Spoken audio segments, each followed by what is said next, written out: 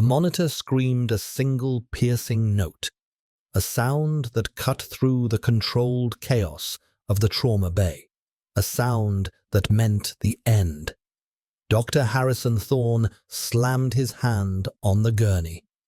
No, not on my watch. He was the chief of trauma surgery, a man whose tailored scrubs and sharp jawline seemed carved from the same block of arrogant certainty. He barked orders, his voice a whip cracking over the heads of the nurses and residents who scrambled around the mangled form of the patient. Push another amp of epi. Get the paddles charged again. Higher this time. In the corner, just beyond the bright ring of the surgical lights, stood Dr. Elias Vance. He was an old man, a shadow against the gleaming white tile. His hospital coat was a little too large for his wiry frame, and he leaned slightly on a cane that looked as worn and tired as he did. He was a consultant, a temporary hire brought in to observe and streamline their intake process, a bureaucratic necessity nobody took seriously, especially not Thorne. Vance watched the frantic dance of modern medicine, his dark eyes missing nothing. He saw the sweat on Thorne's brow, the slight tremor in the resident's hand as he drew up the medication, the way the patient's skin had turned the color of ash. He saw a dozen small things that told him they were losing. Not that they were about to lose, that they had already lost. They just hadn't accepted it yet. "The bleed is in the chest," Vance said, his voice quiet, almost a whisper. It was barely audible over the din. Thorne didn't even turn around. "We're managing the pressure, old man. Stay out of the way." The paddles were placed. "Clear." The patient's body jerked violently on the gurney, a grotesque puppet dance. The monitor's tone didn't change, a flat, unending line. A systole. "His subclavian artery is likely severed," Vance said again, his voice a little louder this time, imbued with a strange, calm authority that cut through the rising panic. "You're pumping fluids into a hollow space. You need to open him up. Now." Thorne finally spun around, his face a mask of fury and frustration. "Open him up? Here? Are you insane? This is a hospital, not a back-alley butcher shop. We follow protocol. We follow procedure." He gestured dismissively at Vance, a flick of the wrist that wrote off a lifetime of experience. "We don't listen to has-beens who probably got their degree when leeches were still standard practice." The insult hung in the air, sharp and cruel. The younger staff members shifted uncomfortably, their eyes darting between the imperious chief and the silent old man. Vance's expression did not change. He didn't flinch. He didn't scowl. His gaze remained fixed on the lifeless man on the table.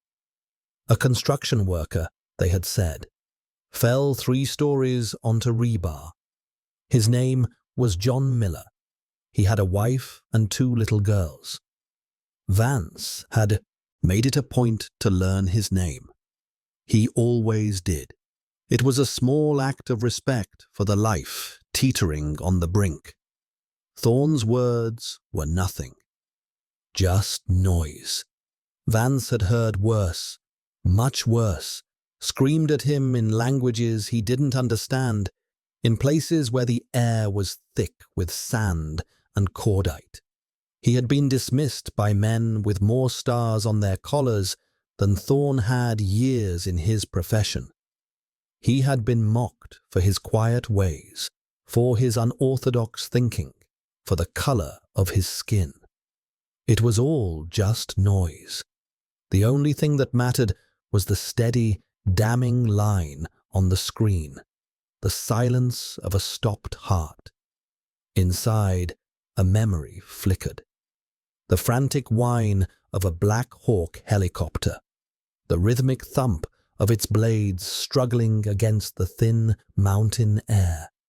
A young soldier on a canvas litter, his body torn apart by an improvised explosive device. The same ashen skin, the same vacant stare. The memory was sharp, a shard of glass in his mind. He had worked on that boy with nothing but a rucksack of tools and the light of a single headlamp, his hands moving with a desperate, practiced grace. He had saved him. He blinked, the memory receding, leaving only the cold, sterile reality of this trauma bay. Thorn had turned his back on him again, focused on a battle he refused to admit was over. "Call it," Thorn said, his voice heavy with defeat. He looked at the clock on the wall. Time of death, 14:32. A young nurse, her face pale, began to reach for the sheet to cover the patient. "No," Vance said. This time, his voice was not a suggestion. It was a command. It resonated with a power that made everyone in the room freeze. The nurse stopped, her hand hovering in midair. Thorn turned slowly, his eyes wide with disbelief. "What did you just say to me?" "I said no," Vance repeated, taking a step forward. The quiet consultant was gone. In his place stood someone else, someone forged in a crucible Thorn could not possibly imagine. "You do not call it. Not yet." He moved toward the gurney, his limp more pronounced under the weight of his sudden resolve. He ignored the chief of surgery completely, his attention locked on the patient. He placed 2 fingers on John Miller's neck, searching for a pulse he knew wasn't there. It was a formality, a ritual. He looked at the young resident, a man named Chen, who had always been polite, always treated him with a quiet respect the others had not. "Dr. Chen," Vance said, his voice low and urgent. "Get me a thoracotomy tray. Now." Chen stared, his mouth slightly agape. A thoracotomy, cracking the chest. Here, in the ER. It was a last-ditch Hail Mary procedure with an infinitesimal chance of success. It was a relic of battlefield medicine. Thorn stepped forward, physically blocking Vance's path. "Have you lost your mind? I am the chief of this department. You will not touch my patient. You are a consultant, a paper pusher. You have no authority here." Vance met Thorn's gaze. For the first time, Thorn saw something in the old man's eyes. Not frailty, not obsolescence. He saw steel. He saw a depth of experience that was ancient and absolute. "Your patient is dead by your own declaration," Vance said, his voice flat and cold. "That means he is no longer your patient. He is now my problem. Get the tray, Chen." Something in Vance's certainty broke through Chen's hesitation. The young doctor nodded and spun on his heel, racing toward the supply closet. "Security!" Thorn bellowed, his face turning a blotchy red. "Get this man out of my trauma bay." 2 burly guards started forward, their expressions uncertain. Vance paid them no mind. He was already tearing open a pack of sterile gloves, his movements economical and swift. "Every second you waste arguing is another second his brain is deprived of oxygen," Vance said to the room at large. "His wife and his daughters don't care about your protocol, Dr. Thorn. They care about him coming home." The mention of the family struck a chord. The nurses hesitated. The guards slowed their approach. Chen returned, crashing the heavy steel tray onto a nearby stand.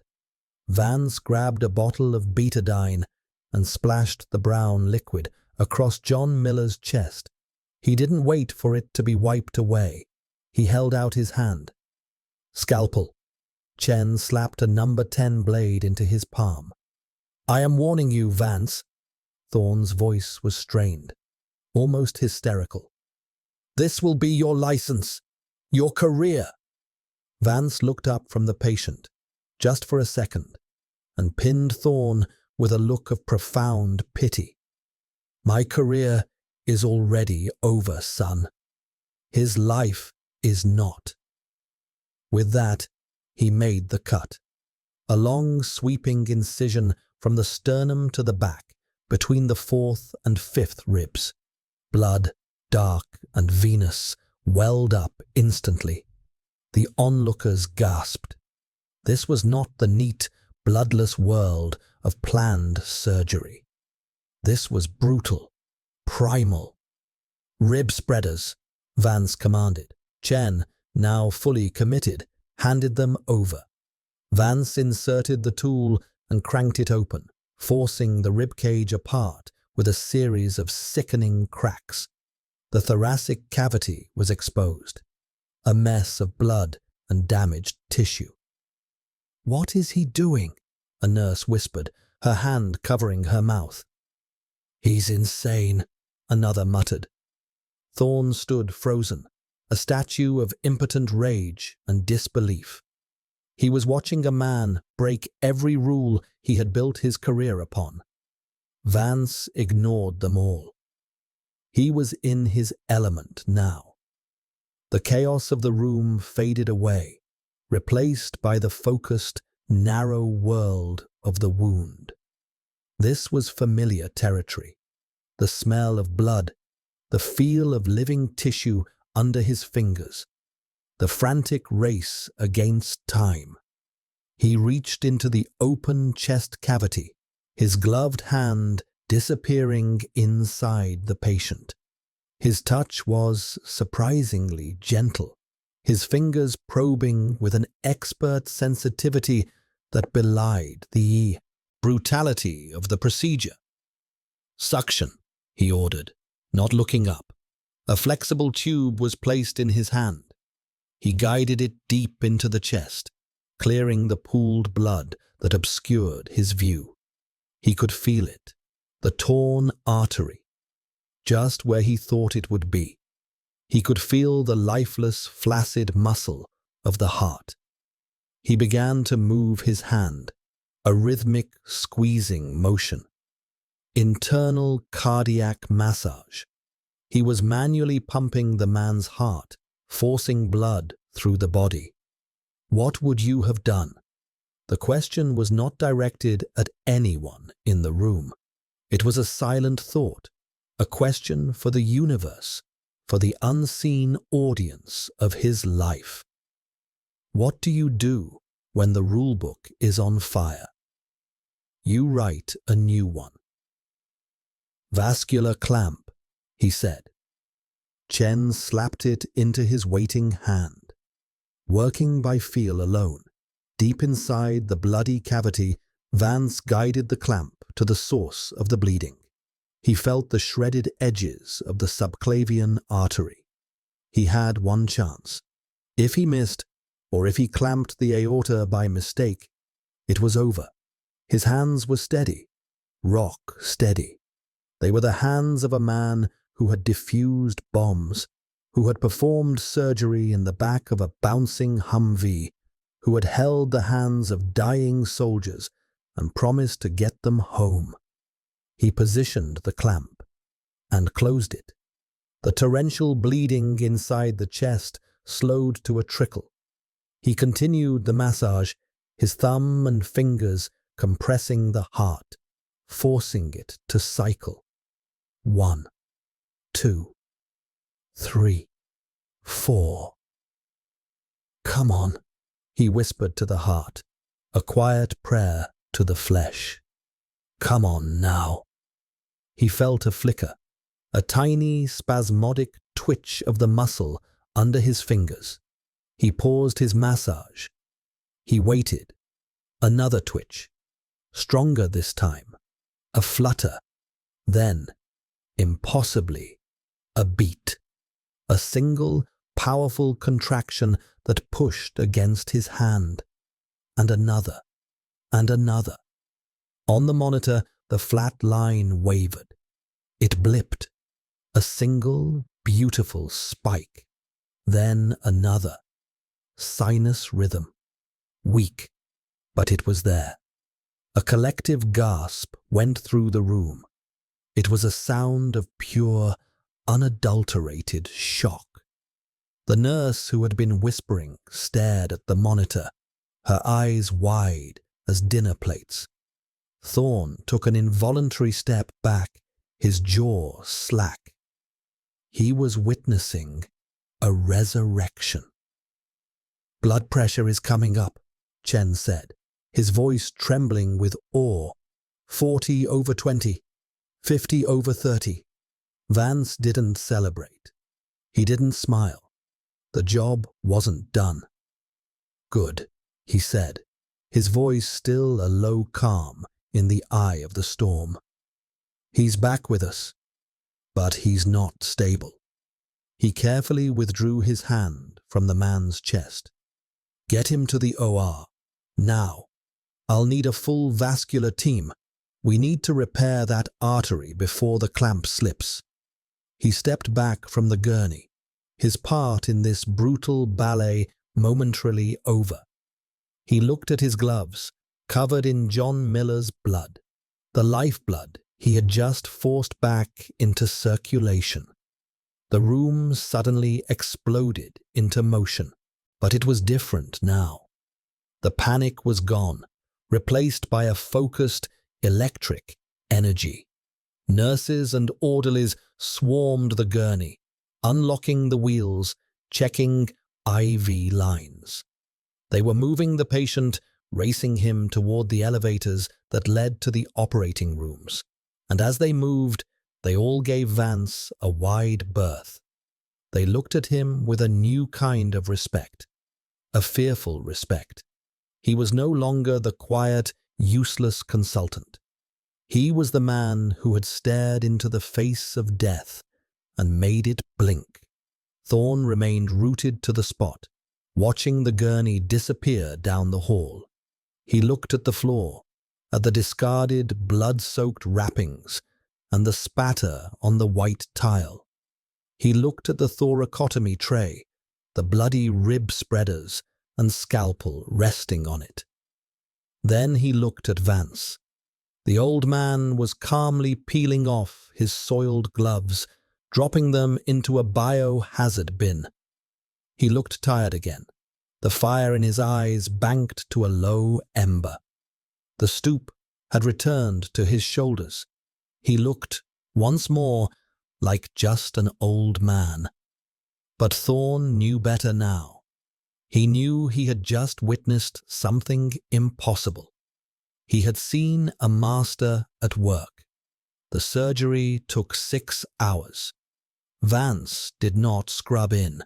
He stood in the corner of the operating room, just behind the team Thorne had assembled, and observed. He didn't need to be sterile. He didn't need to touch the patient again. His presence was enough. He spoke only a few times, his quiet voice offering suggestions that solved complex problems in seconds. Use a graft from the saphenous vein. It will hold better. Watch the phrenic nerve. You're getting too close. Each time, the surgical team, including a humbled Thorne, followed his direction without question.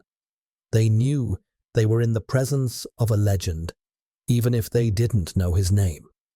When it was over, when John Miller's chest was closed and his vitals were stable, a quiet sense of exhaustion and triumph settled over the room.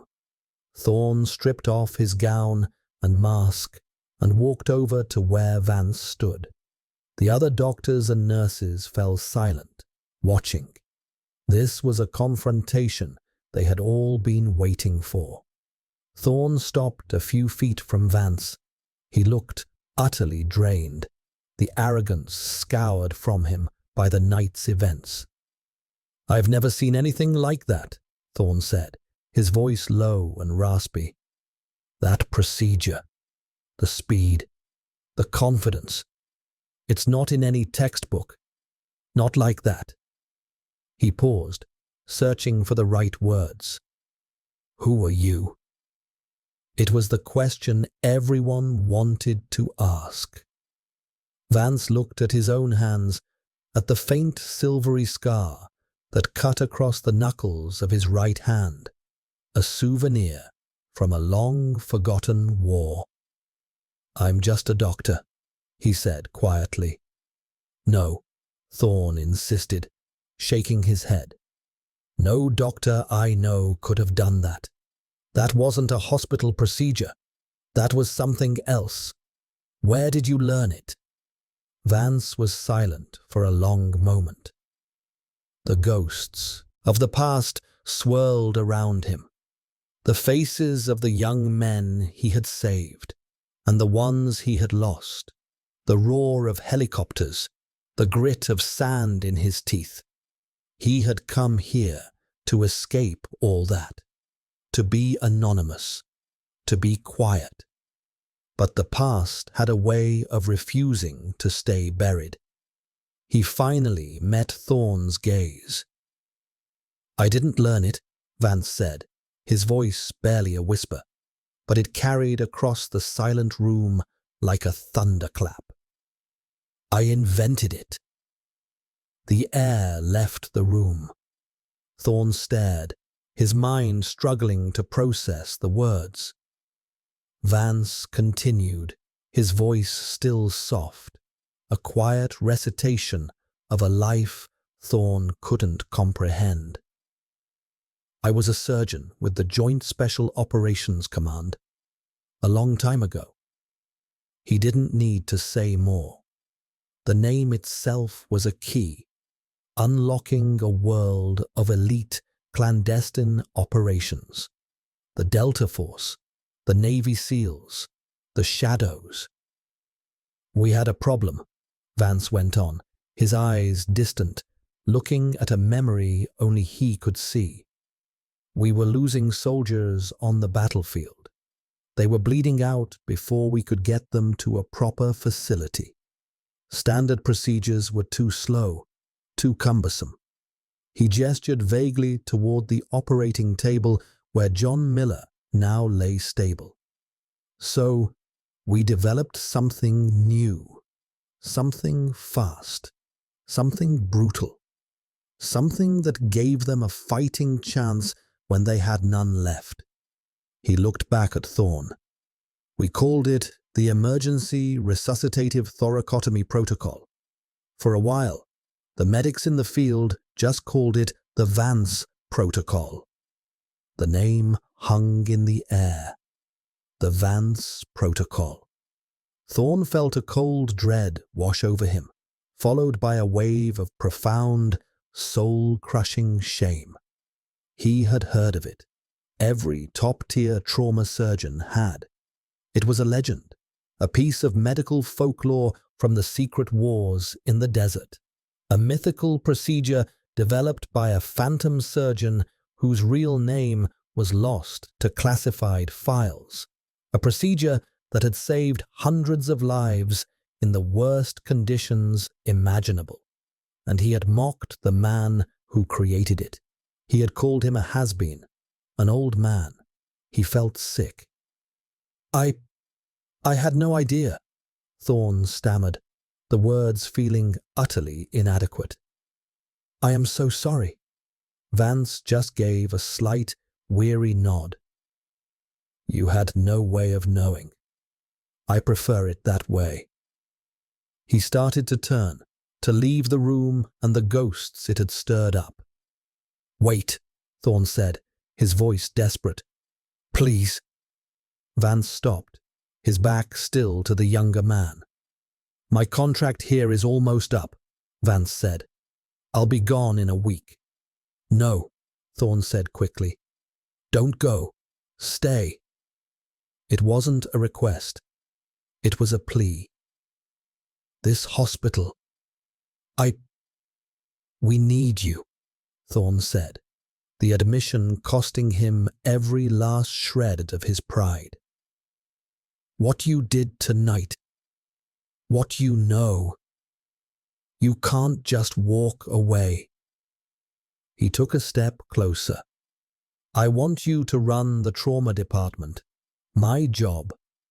I'll step down. You take it. Full autonomy. You can rewrite every protocol we have. You can train the residents. Just stay. The offer was staggering. A full department chieftainship, handed over without a fight. It was an apology, an act of penance, and a desperate bid to keep genius from walking out the door. The other staff members in the room held their breath. Vance turned around slowly.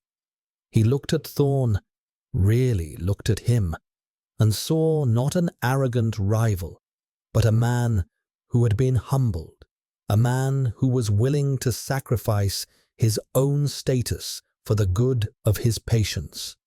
He saw a man who was ready to learn. Then Vance looked past him at the young, awestruck faces of the residents and nurses. He saw Dr. Chen, who was looking at him as if he were a god. He had come here for peace, to put the war behind him. But maybe peace wasn't about forgetting. Maybe it was about finding a new way to use the scars. He thought about the long, quiet nights in his small apartment, the silence filled only by memories.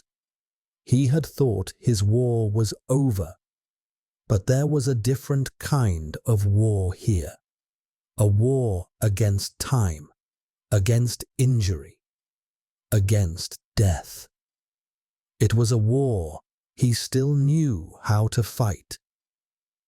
I don't want your job, Dr. Thorne, Vance said finally. Thorne's face fell. But I will stay, Vance continued. I'll stay and I'll teach. I will run the training program. We'll make every doctor in this hospital ready for the worst day of someone else's life. He laid out his conditions. No board meetings, no budget reviews, no politics. My only responsibility will be to the doctors and to the patients. Thorne nodded eagerly, a drowning man grabbing a life raft. Anything you want. A new understanding passed between the two men. The hierarchy had been shattered and rebuilt on a foundation of pure, undeniable skill. The next morning, Vance walked down the quiet hallway of the intensive care unit. He stopped outside a glass-walled room. Inside, John Miller was sleeping. A ventilator breathed for him, and a web of tubes and wires connected him to a bank of monitors that chirped and beeped with the steady rhythm of life. Sitting by his bedside were his wife and his two young daughters. The wife was holding his hand, her face etched with exhaustion and relief. The two little girls, no older than 10, were curled up on a chair together, asleep, a picture of innocence in the sterile, frightening environment. They still had a father. They would get to hear his voice again, feel his arms around them, celebrate another birthday with him. Vance watched them for a long time. This was the reason. It wasn't about the accolades or the respect from men like Thorne. It wasn't about proving himself.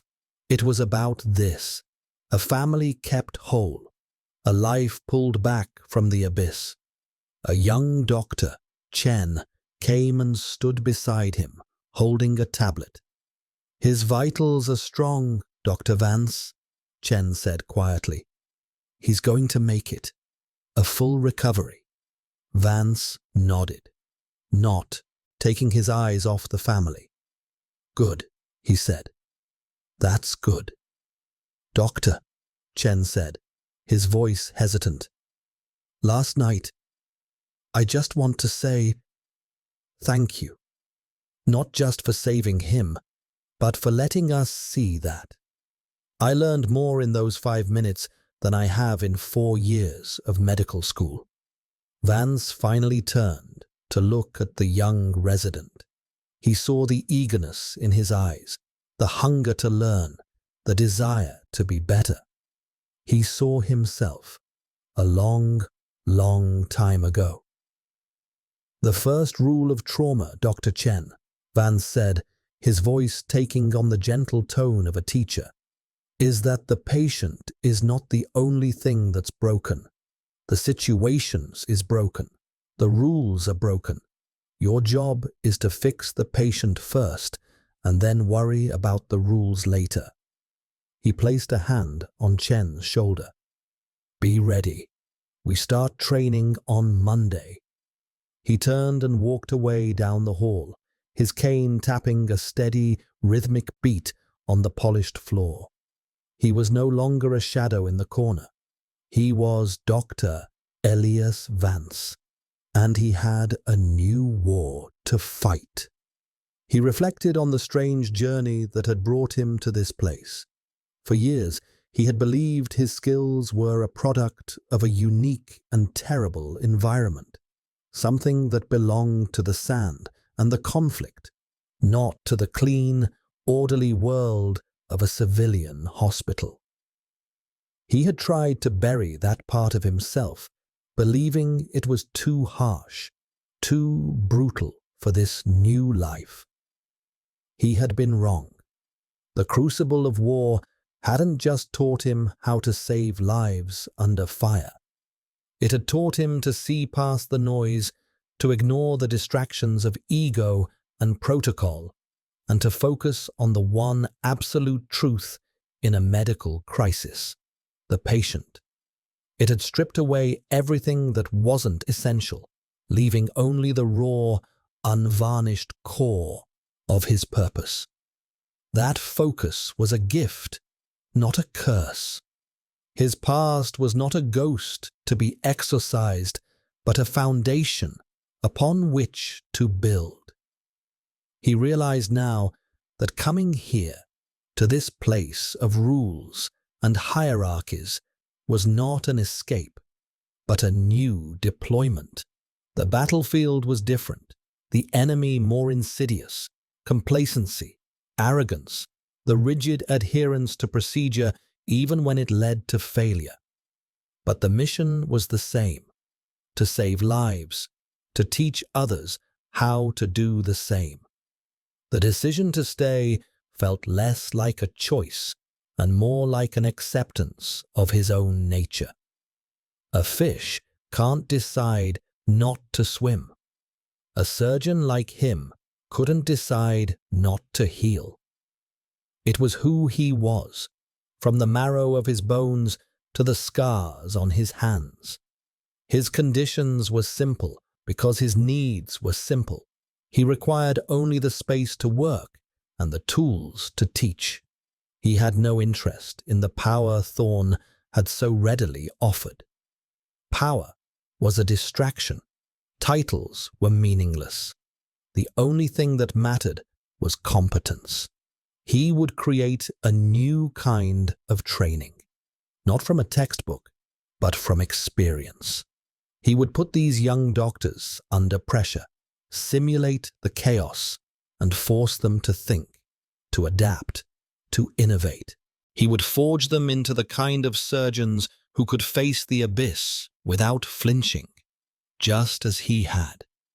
He would teach them the Vance Protocol, not just as a technique, but as a philosophy, an unwavering commitment to the life on the table, above all else.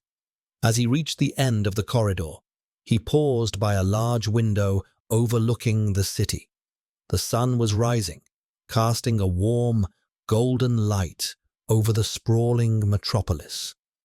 For the first time in a very long time, Elias Vance felt a sense of peace. The ghosts of Kandahar were still with him, their whispers a permanent echo in the quiet moments. But they were no longer haunting him. They were standing guard. True heroism, he mused, was rarely loud. It wasn't found in the grand pronouncements of men like Thorne, but in the quiet, steady competence of a hand that knows exactly where to cut. It was the wisdom earned through failure and loss, the courage to act when others are paralyzed by fear or doubt. It was the validation that came not from the applause of peers, but from the silent, steady rhythm of a heart that was once stopped, now beating strong. His war had come home, not as a source of trauma, but as a wellspring of purpose. And he was finally ready to answer the call.